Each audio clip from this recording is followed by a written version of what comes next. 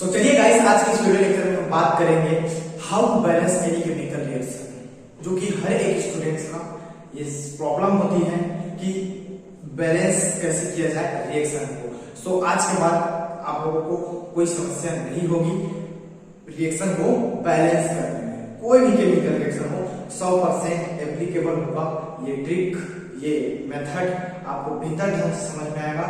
आप लोग ध्यान से समझना इस मेथड को और बड़े ही आसान तरीके से आपको समझ में आ जाएगा। चलिए हम बात कर लेते हैं कैसे इसको बैलेंस करना है। मान लो एक रिएक्शन है, अब देखिए आप करना कुछ नहीं। चलिए यहाँ आपको लिखना है ए, यहाँ लिखना है बी, यहाँ लिखना है सी, यहाँ लिखना है डी। ध्यान से समझना बस। देखिए अब देखिए नाइट्रोजन लिया। चलिए नाइट्रोजन में ए कितने हैं, मतलब देखिए नाइट्रोजन एटम कितने हैं, एक। इसलिए ए लिखिए। अगर यहाँ नाइट्रोजन एटम अगर 2 रहता, ठीक है, NH3 मान लो ऐसा रहता, NH3 2 टाइम्स, तो A is equal to A मतलब 2 है, 2 टाइम्स है, तो A कितना हो गया 2, ऐसा लिखते हैं, जो कि आपको अगले रिएक्शन में एग्जाम्पल में पता चल जाएगा। देखिए नाइट्रोजन यहाँ 1 है, A हो गया। अब देखिए कहाँ है नाइट्रोजन, यहाँ है, तो यहाँ क्या है C है, मतलब यहाँ भी नाइट्रोजन 1 है, तो इसका मतलब A is equal to C, मतलब यहाँ A में 1 नाइट्रोजन है, C में 1 नाइट्रोजन है। अगर 2 नाइट्रोजन इसमें होता तो 2C लिखते। सबको समझ में आया? अब देखिए उसके बाद है आपका हाइड्रोजन है, समझना। अब हाइड्रोजन में A कितना है 3, तो 3 से मल्टीप्लाई 3A हो गया। अब इधर देखिए हाइड्रोजन किसमें है, D वाले में है, तो D में कितना है 2 है, तो क्या हो जाएगा 2D हो जाएगा।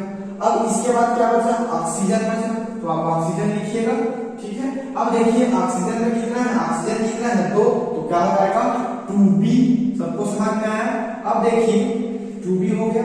अब देखिए इधर ऑक्सीजन किसमें C में है और D में है, और कितना है, दोनों में 1 है, तो एक C में हो गया और एक D में हो गया। यहां तक सबको समझ में आया? चलिए अब देखिए, अब आप लोग चारों में, तीनों में देखिए कि कौन ज्यादा है। देखिए A नहीं है इसमें, C देखिए C इसमें नहीं है, इसमें है, ठीक है, और इसमें देखिए D। तो आप कोई सा भी ले सकते हो जो ज्यादा हो। देखिए तो हम यहाँ चलिए मान लेते हैं लेट A इक्वल टू 1। चलिए 1 हमने माना, तो C की वैल्यू क्या हो जाएगी 1 हो जाएगी। क्यों? क्योंकि A इज इक्वल टू 1 लिया है हमने ना, माने हैं, ठीक है। अब देखिए यहाँ बात करें तो C की वैल्यू तो निकल गई। अब देखिए इसमें रखते हैं, तो 3 into 1 is equal to 2D, तो 2D is equal to 3, so D is equal to 3/2। सबको समझ में आया? अब देखिए अब यहाँ निकालते हैं। अब देखिए C और D की वैल्यू तो हमें पता चल गई, तो B की वैल्यू निकल जाएगी ना। चलिए 2B is equal to C की वैल्यू कितनी है 1, देखिए C की वैल्यू 1 है। उसके बाद D की वैल्यू कितनी है 3/2 है, तो 2B इज इक्वल टू 2 बन जाए 1 और 3 5 हो गया, तो 5/2। अब देखिए B इज इक्वल टू, इधर मल्टीप्लिकेशन में इधर क्या जाएगा डिवाइड बाय, तो 5/4 बन जाएगा।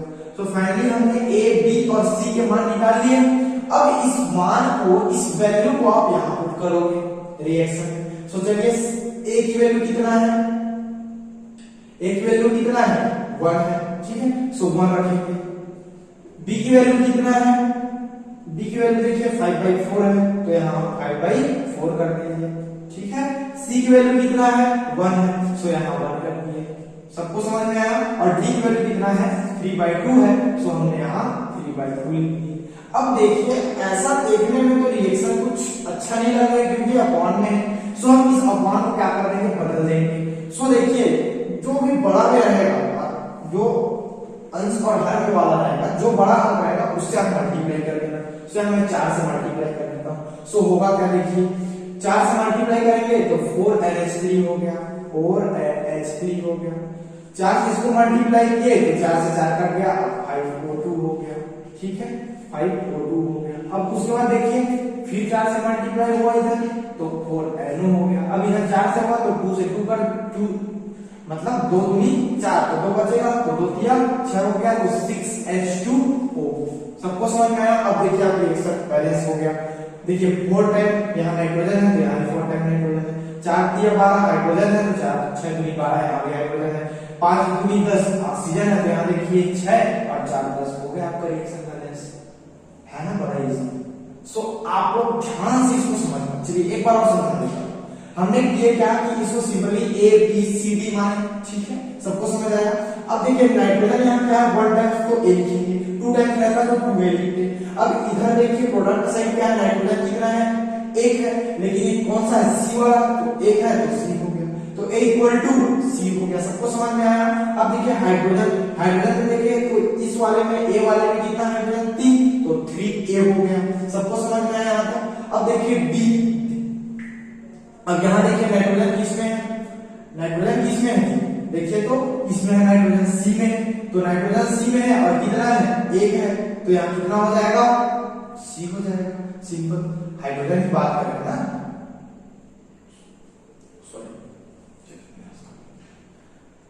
अब देखिए यहाँ हाइड्रोजन ए में कितना है, 3 है, तो इसलिए 3a हो गया। और इधर देखिए तो हाइड्रोजन किसमें है, डी में है, तो कितना है हाइड्रोजन, 2 था, तो यहाँ कितना हो गया, 2d हो गया, ठीक है।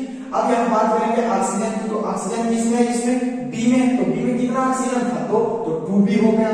अब इधर देखिए एक सी में था, एक डी में था, इसलिए c प्लस डी हो गया। हमने ये बोला कि अब तीनों में देखना है कि कौन किसकी प्रायोरिटी ज्यादा है, कौन सा अल्फाबेटिकल जो है वो ज्यादा है। तो देखिए ए इसमें है, इसमें नहीं है। सी की बात करें तो सी इसमें है, इसमें नहीं है। बी की बात करें तो बी इसमें है, इसमें और इसमें नहीं है, मतलब ये कम है। तो आपको ए सी और डी ज्यादा दिखाई दे, मतलब दोनों में, तो आप कोई सा भी एक 1 मान सकते हो। जैसे कोई भी अल्फाबेटिकल ए सी और डी में आप किसी को भी एक मान सकते हो। तो हमने ए को ले लिए, तो ए को माने तो सी इक्वल टू 1 आ गया। इसकी सहायता से हमने ए को तो निकल गया, सी निकल गया, डी और बी को निकल गया, फिर इसको पुट कर दिए। अब देखिए हमको अच्छा नहीं लग रहा था इसमें, सो हमने ये अपॉन को हटाना चाहते थे, इसलिए इसमें मल्टीप्लाई कर दिए।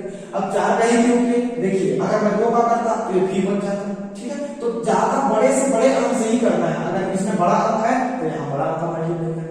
यहाँ तक सबको समझ आया। चलिए अब अगला एग्जांपल देखते हैं जिससे आपको क्लियरली समझ आ जाएगा। चलिए इसको आप लोग जल्दी से देखिए।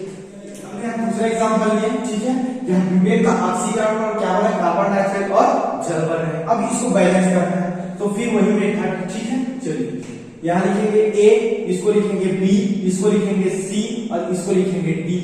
फिर वही करना है। देखिए कार्बन में देखें तो कार्बन कितने हैं, 4, तो क्या हो जाएगा, 4a हो जाएगा। 4 टाइम्स कार्बन है तो 4a हो गया। अब इसमें देखिए किसमें कार्बन है, सी में, तो सी कितना कार्बन है, 1 कार्बन है, इज इक्वल टू सी हो गया।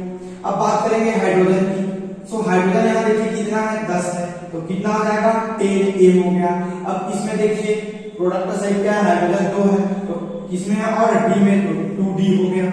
अब यहाँ ऑक्सीजन की बात करें तो ऑक्सीजन किसमें है, बी में है, और बी में कितना है, 2 टाइम्स, तो कितना हो गया, 2b हो गया। अब इधर ऑक्सीजन की बात करें तो सी में भी आपका ऑक्सीजन है और डी में भी आपका ऑक्सीजन है, परंतु सी में 2 टाइम्स है तो 2c हो गया, और डी में कितने टाइम्स है, 1 टाइम्स है, तो d हो गया।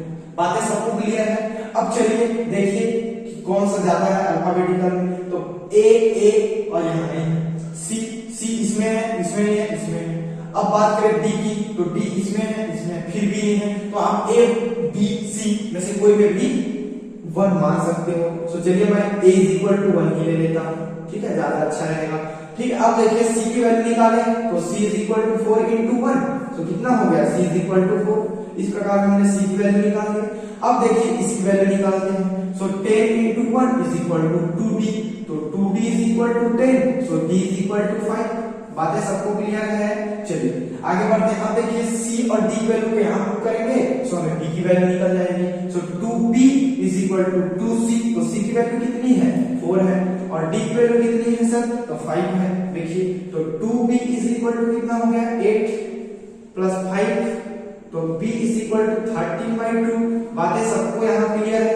अब इस वैल्यू को आपको इस रिएक्शन में रख देनी है। अब a की जगह कितना है, 1 है, सो हमने वहां रख दिया। b की जगह कितना है, देखिए 13/2 है, सो b की जगह हम 13/2 लिख दिए। देखिए 13/2 सबको समझ में आया। c की जगह कितना है, 4, सो हमने 4 लिख दिए, और d की जगह कितना है, तो 5 है, सो हमने यहाँ 5 लिख दिए। ठीक है, अब देखिए यहाँ 13/2 है, तो इस रिएक्शन में भी अच्छा नहीं लग रहा है क्योंकि अपॉन में आ गया है, सो हम यहाँ कितना को मल्टीप्लाई कर देंगे। देखिए अपॉन में कितना जाता है, 2 बस है, तो 2 का मल्टीप्लाई कर देंगे पूरे रिएक्शन में। ठीक है, ऐसा पूरे रिएक्शन में होगा ना कि मल्टीप्लाई याद रखना, ठीक है। सो देखिए इस पर मल्टीप्लाई करेंगे तो 2C4H10 हो गया, इस पर मल्टीप्लाई करेंगे तो 2 2 कट जाएगा तो 13O2 हो गया, गिव्स क्या हो जाएगा 2 4 8 हो गया, 8CO2 हो गया आपका, और 5 into 2 तो 10H2O हो गया।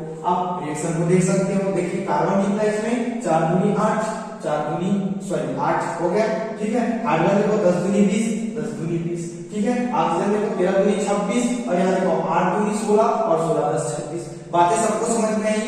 चलिए आप लोगों को समझ में आया, आशा करता हूँ समझ में आ रहा होगा। चलिए अब हम बातें करते हैं अगले एग्जांपल पर। आपको प्रैक्टिस खूब करना है भैया, तभी आप लोग सीख पाओगे और आपको बड़ा ही आसान लगेगा। प्रैक्टिस आपको करनी ही करनी है। अब चलिए एक एग्जांपल और देखते हैं। चलिए ये आपका अगला एग्जांपल हो गया, इसमें समझते हैं। चलिए इसको A B C D E, हाँ अब हम बात आती है, हमने तो अभी A B C D तक देखे थे। अगर E है तो E रहेगा, F है तो F ले लेना, कोई दिक्कत नहीं है, ठीक है। चलिए अब जितना भी हो लेना है, ठीक है।